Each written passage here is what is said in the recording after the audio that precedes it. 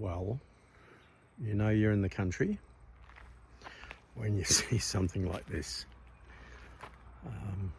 Saves the postie a lot of effort going down rural roads, and you just come in and empty your own mail from the mailbox. Okay, so where are we here today, people? We are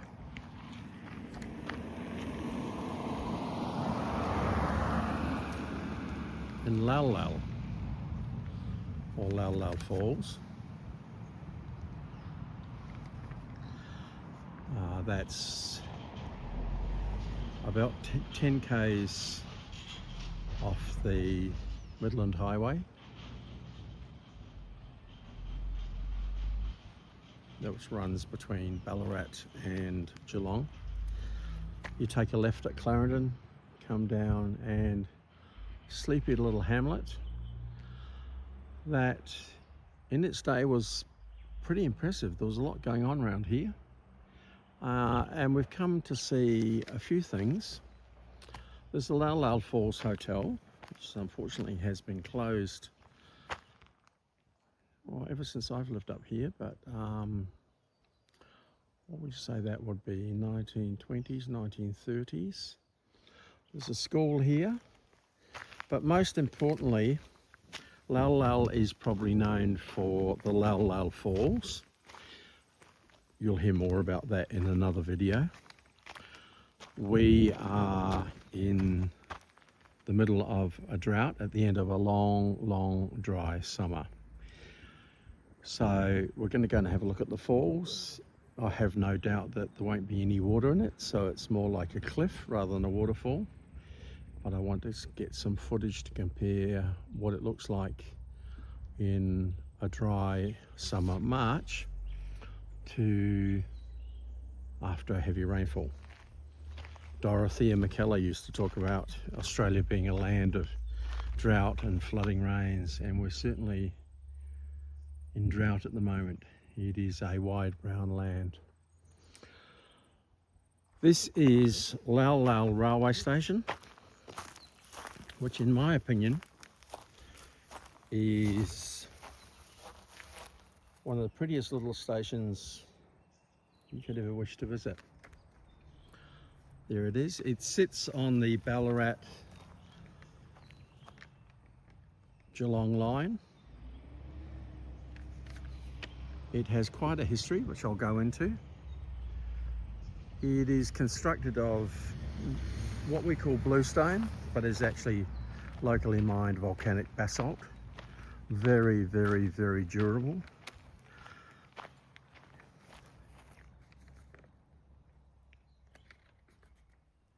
Lal Lal in the local Aboriginal language means falling water or cascading water, hence mention of the waterfall. It consists largely of the railway station, and for a good number of years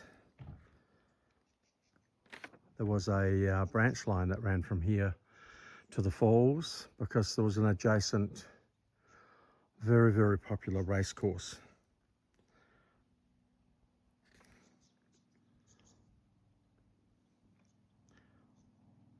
And the racecourse operated until 1940 and was legendary for its New Year's Day race meeting, which would see upwards of 30,000 people attending.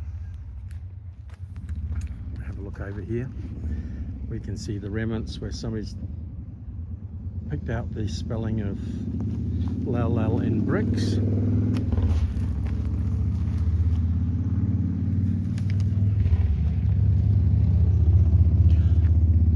So the railway station was built in 1862, and in 1863 a post office was added, so you had the railway station master and the postmaster as the same person. It's serviced as well as the racecourse traffic. There are iron mines around here, and there's the first lignite, which is low quality brown coal mine, was opened in the 1860s here, and over the course of its time here they took out 40,000 tonnes of lignite. And in 1884, that siding there was built for the lignite.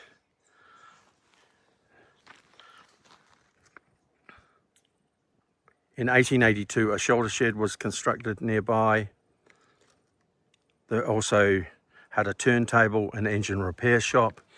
There were houses nearby, because at its peak, the railway station employed 24 people.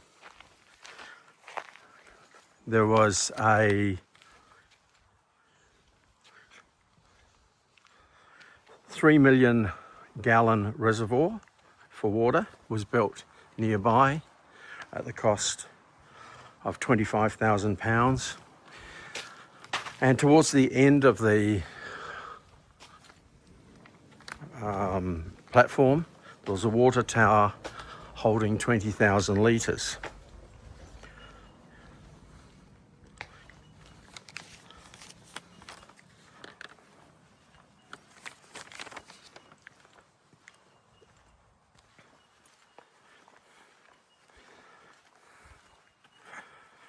In 1930, the lignite siding closed. In 1940, the racecourse line closed. Passenger services to Geelong stopped stopping here in 1979. And the station finally closed in 1983. Sadly, a lot of the stations around here were decommissioned and eventually demolished or fell into disrepair. And I was looking at some of the history of the local rail stations and sidings, and I was able to count over 90 branch lines, rail lines that have been closed, and over 100 regional stations which no longer exist. And some, unfortunately, like Warren Heap, were decommissioned and eventually demolished. If we look through there, we can see the peak of Mount Warren Heap. But the news is not all bad for Lal Lal Station, as you can see. Unfortunately, it's closed off because within the last 3 or 4 years, significant efforts and funding has been donated and allocated to recommission, refurbish, renovate, and turn this into a community hub. Obviously, work doesn't seem to be moving along at a great pace, but the original station, and it had a residence above, is, in my opinion, one of the prettiest little stations you could wish to visit. Imagine what it would have been like around the turn of the century when the races were on. New Year's Day, thousands of people in their finery, transferring trains here and heading out to the falls. Later, shelter shed. We have Ballarat in that direction. We have Geelong in that direction. The trains still come through here, they're goods trains, but the passenger service no longer does.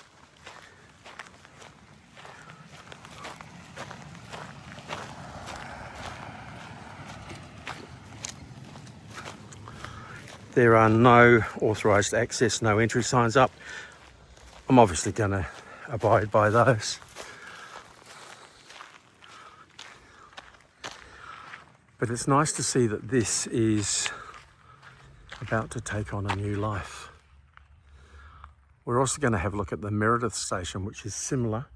Bluestone, this sort of Gothic construction. We'll have a look at this in that one in a different video.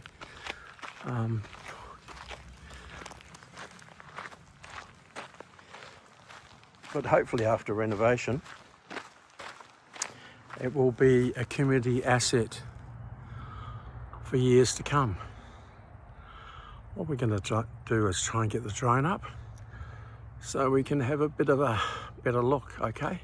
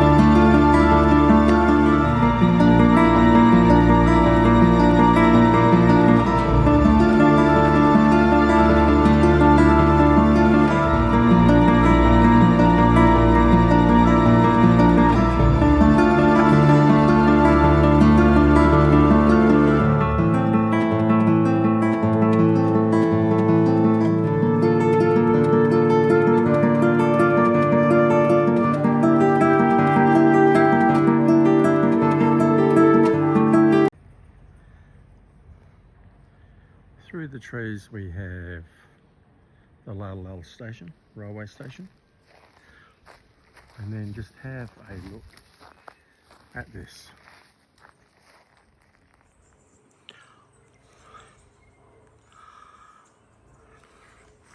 Have you ever seen a grander piece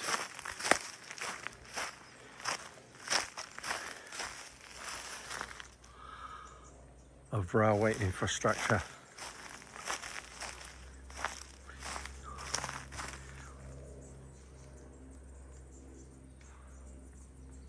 That is a monument to design. This is the water tower. Obviously built to last. The word robust doesn't really do it justice. I love design.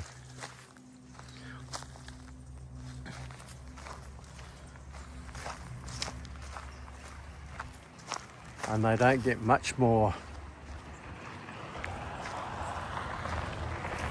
impressive and structural and minimalist than a dozen other phrases. But wow, that is built to last, let me tell you. The Lal Lal water tank.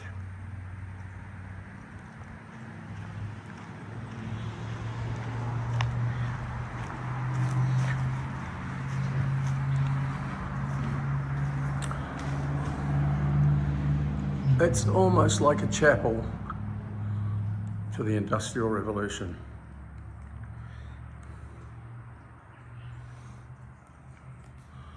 Would make a great apartment too. Can you imagine that? Grand Designs, where are you?